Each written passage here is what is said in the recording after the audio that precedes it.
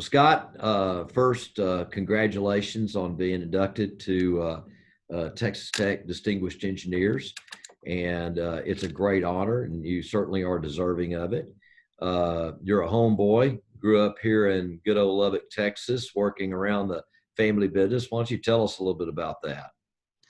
Yeah, I come from a family that has run Brandon and Clark, regionally centered business centered here in Lubbock, Texas, focused on providing electrical solutions to the industry. Started off as a electric motor shop in 1950, April Fool's Day, started by my grandfather and his brother. I guess they had some humor in the day that they wanted to start that business. But Yeah. I was certainly brought up around a business environment, being trained how to do business the West Texas way, whether I knew it or not.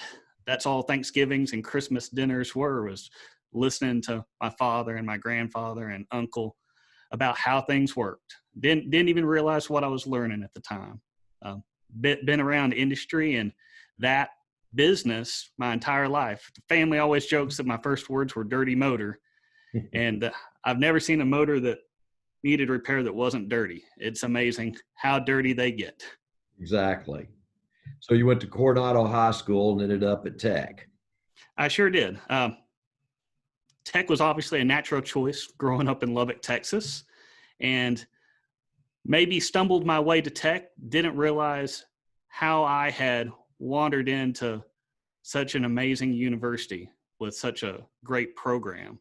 I think naturally, just based on the type of business that I'd grown up in, gravitated towards electrical engineering. Seemed to make sense. Electric motors, electrical engineering.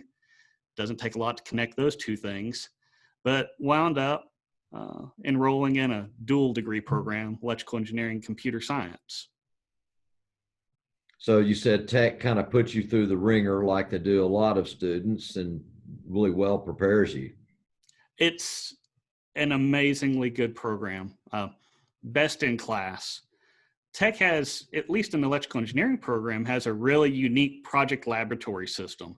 And when you hear project lab or lab, you might think back to your chemistry lab or your biology lab, and it's going to be kind of shake and bake. And those labs that the EE program has engineered are certainly not shake and bake. They're the best analog to the real world I've ever encountered. They're challenging, they're stressful, takes an amazing amount of time to complete them, but you learn more than you would ever learn anywhere else in those labs. Yeah, you said you're putting in 80-hour weeks. Absolutely. Absolutely. That's what it takes. And that's how you know that it's getting traction with a student, is that it's really a lighting of a flame. It's not a burden to go into the labs. You're chomping at the bit to go in there and work on your projects. And they're team-based. That can be different for some students. It really does prepare you for the real world. Working with teams, the dynamics of teams, what different team members can contribute, what your skills are. Weekly presentations, really presenting to an instructor or professor as if they're the project manager, keeping budgets. And nothing about those labs is paint by numbers. You're given a high-level goal, and you've got to fill in all the blanks. So it really made me who I am. What faculty members do you remember there? Oh, wow. Faculty members, many are still there. Some have moved on. One of the faculty members I remember from some of my earliest classes were Dr. Gieselman, who's still there as the chair of the department. But other influential faculty at the time were Dr. Dale Vines, fantastic teacher, instructor, professor. I just couldn't say enough about him. Dr. Newber was also very influential in me going through that program. Fantastic. So, but you were tired of dirty motors. So tell us a little bit about what you did after college. Yeah, I had grown up in West Texas, and I think maybe some people who grew up in West Texas look to the horizon and think, I want to go do something beyond what I've known here. I think it's a natural progression for maybe somebody who's grown up here. And I thought, I want to go do something more theoretical. I want to go do something even more challenging, what I thought would be more challenging. And I wound up working for the National Security Agency, Fort Meade, Maryland. And it wound up an internship first, pre 9/11, came back, finished my studies my senior year, and 9/11 occurred, and went back to the agency to a completely new world post 9/11. But it was a challenging environment. Had fantastic opportunity to work for a team that was comprised mostly of PhDs. I wasn't at the time thinking that I'd go back for any additional studies, but it seemed like a world-class challenge, and I was very interested in it. And it was a fantastic opportunity to learn, get a different perspective. Living outside of DC, you really get a chance to see how the federal government works, how the Defense Department works, all those things that maybe you're a little far removed from in West Texas. Can't say enough about that. Right. I mean, we watch a lot of TV on stuff like that, so it must have been pretty exciting. So, but you met your wife up there, and then lo and behold, you get a call from Dad, and you actually convinced this woman to move to West Texas. I did. I was working for the Defense Department. I was challenged, but I feel like there was something missing in what I was working on. I couldn't even quite put my finger on it at the time. Had gotten married. We decided we wanted to raise a family, and got this phone call that they had lost an engineer in Lubbock, and there was an opportunity. And I guess West Texas came calling, and took the opportunity. Wow, my wife has been such a support, for our entire marriage, and she all in, 100% supportive. Let's move to Lubbock, Texas. She lived her entire life in the treed, lush, green world of Maryland, and wound up moving to Texas in the middle of the night in a thunderstorm. It seems like an appropriate entry. Oh, absolutely. That's how we recruit our best football players at night. She really went through the ringer, if you will, just getting here. But she's found that this is home at this point. I'm an only child. She's an only child.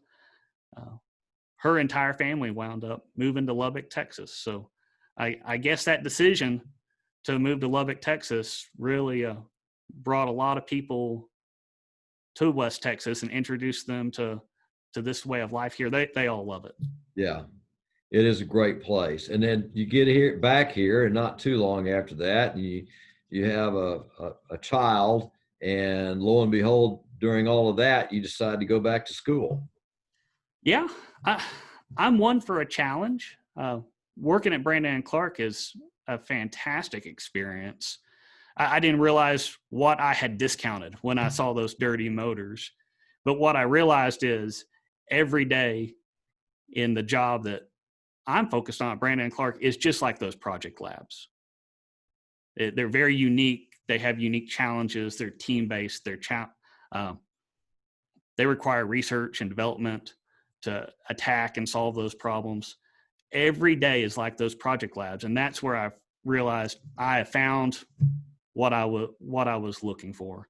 But I still like some of that academic challenge as well. So some challenge beyond maybe just the day-to-day project lab type of task. So throughout the career here at Brandon and Clark, I've always sought to continue to sharpen my skills. One was going back for a professional engineering licensure, converting Brandon and Clark to a professional engineering firm, being able to offer services that we haven't been able to offer prior. And then with some coaching, with some prodding from faculty at Tech, I started to consider going and pursuing a PhD at Texas Tech in electrical engineering. At the time, I was trying to solve some internal process issues at Brandon and Clark, really concerned of knowing the why behind the why on some material selections for high voltage insulation systems for motors that have been used in the industry, and whether we could make an improvement there instead of just going with the industry norm. And I thought, this is really going to require some directed focus. I'm going to have to build a research program in order to understand these decisions and make the right selections and formulate the right design decisions. And considering that, and then talking with the faculty at Tech, I decided, a good way to do this is find some synergy. And that's what I'm always looking for in my efforts, is finding synergy. I thought it would be really great to pursue a PhD, use that as the structure to drive these internal research efforts that I was pursuing at the time on high voltage insulation systems. And Mhm. Dr. Gale and Dr. Giesman at Texas Tech were instrumental in convincing me that this is a doable thing, and it'd be a fun challenge. So you actually did not have a grant. You actually kind of self-funded the research, so to speak. Yeah, I was. It was the idea I came with, and self-funded it. Mhm. Absolutely. So you spoke of, liking to teach as well. So I'm assuming you do a little bit of that at Tech. You mentioned back you enjoyed pushing back the fog. Oh yeah. Teaching is fantastic. It's sometimes I concerned I get more out of it than the students, but I think it's again synergistic. I've had an opportunity provided to me by Tech to teach occasionally, and it's in the Project Lab series that I was so passionate about. So it's a great honor to be able to try to make a difference in those students' lives, in particular, and being able to bring a little bit of perspective on what somebody in industry, maybe in heavy industry, is Mhm. looking for, what sort of challenges they'll find. I'm a big fan of taking a team's robot, if they're building a robot, and then shaking it, and you just look at this. All the blood runs out of their face as you're shaking their baby, and it's like, well, it's gotta be robust. It's got to be rugged. It's got to be able to Right. survive the trip from the lab to the classroom without somebody touching one wire. And so I really focus on the durability, the industrial aspects of how they execute their projects. It's a fantastic opportunity to teach. I like to teach both at Tech, and in my industry, so much of what we do isn't in a textbook anywhere. So I Mhm. have the opportunity to teach within industry, teach the team that we have here at the Brandon and Clark family. Yeah, you So any mentioned opportunity. teamwork throughout our discussions. So teamwork is important to you. Absolutely. I think that was maybe a little part of what I was missing. Couldn't put my finger on it at the time when I was working for the National Security Agency. But research and development and Defense Department programs can be very compartmentalized, Mhm. very small teams, not a broad team, maybe. I love working with these broad interdisciplinary teams. I get a chance to work with not just degreed professionals or uh, engineers, if you will, but I get to work with a lot of tradespeople. And it's amazing the knowledge of a tradesman who's been Right. winding motors their entire life, an electrician who's been wiring gens their entire life. They in some ways know far more about electrical engineering than any electrical engineer from an intuitive level. Mhm. And it's great to work side by side with them and get to learn from them and then fuse that back together with the theoretical. Yeah, I totally understand. I mean, in my line of work, I tell the students that they need to be working with those pumpers at the wellhead that maybe not don't even have a high school education that they can learn mountains of information from. Well, Scott, it's really a joy to have you as a distinguished engineer. Is there anybody you would like to acknowledge today? Oh, unfortunately, I'm probably going to miss somebody, but I couldn't start a list like that without thanking my wife, Corey. She's been so supportive through all the different things that I wanted to challenge myself with. It required quite a bit of sacrifice for my family. So my son, Grayson, who has been with me all this way in supporting, in particular, the PhD process. He says that there are whole years that I don't remember. That may be true, and that's the sacrifice that they made. But I knew that they were there. My parents and my in-laws, incredibly supportive family, uh, couldn't have achieved anything without the support of all of that network behind me. And then the team at Brandon and Clark. Um, they've been supportive, they've been helpful, they've been encouraging, they've been part of this latest research process that I've been going through. Many tradespeople, if you will, know a tremendous amount about the research I've done because they were part of the experimentation, they were part of the sounding board. So I can't thank all those people enough. And then the faculty at Texas Tech.